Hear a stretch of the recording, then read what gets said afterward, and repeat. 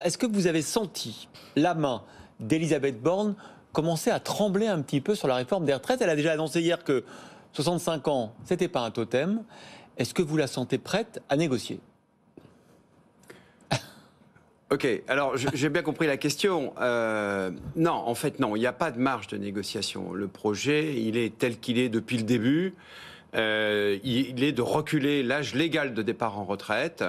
Il y a des éléments tactiques, mais qu'on connaît depuis longtemps, finalement, qui sont l'usage pratique des gens qui annoncent 100 et qui, au final, font 80. En gros, c'est ça l'idée.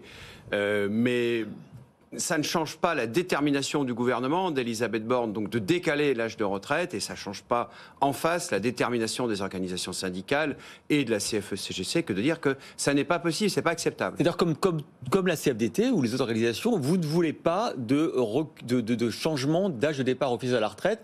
Vous voulez bien éventuellement qu'on parle des trimestres, du rythme de trimestres supplémentaires, mais pas l'âge légal. Non, franchement, c'est un sujet sur lequel on n'est pas dans le même terrain, on n'est quasiment pas sur la même planète. Et je vais vous expliquer pourquoi en une seule phrase.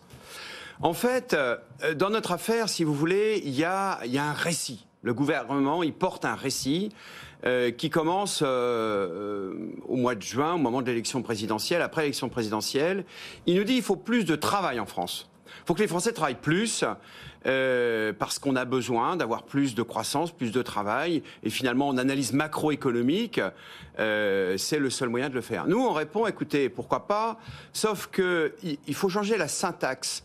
Nous, on dit, écoutez, peut-être qu'il faut plus de travail, mais vous nous dites qu'il faut que les Français travaillent plus. Nous, on vous répond, il faut qu'il y ait plus de Français qui travaillent. En fait, c'est ça le sujet. Et c'est le point de désaccord profond qu'on a avec le gouvernement. Elisabeth Borne, hier, nous a encore redit, si on décale l'âge légal de départ, par un effet de traîne, on va avoir plus de seniors qui vont rester dans l'emploi.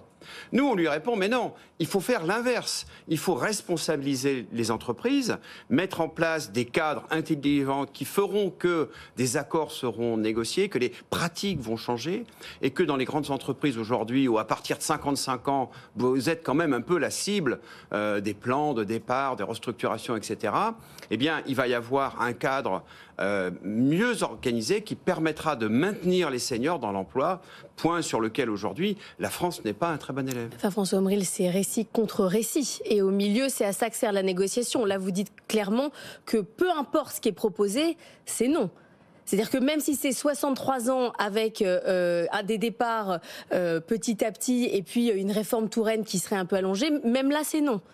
Oui, c'est non, parce que ce qui n'est pas acceptable sur le plan politique, pour le coup, c'est les priorités du gouvernement. Le gouvernement nous dit, nous aussi on a des priorités. Nous, on prétend que maintenir les seniors dans l'emploi plus que ça n'est le cas aujourd'hui, c'est possible.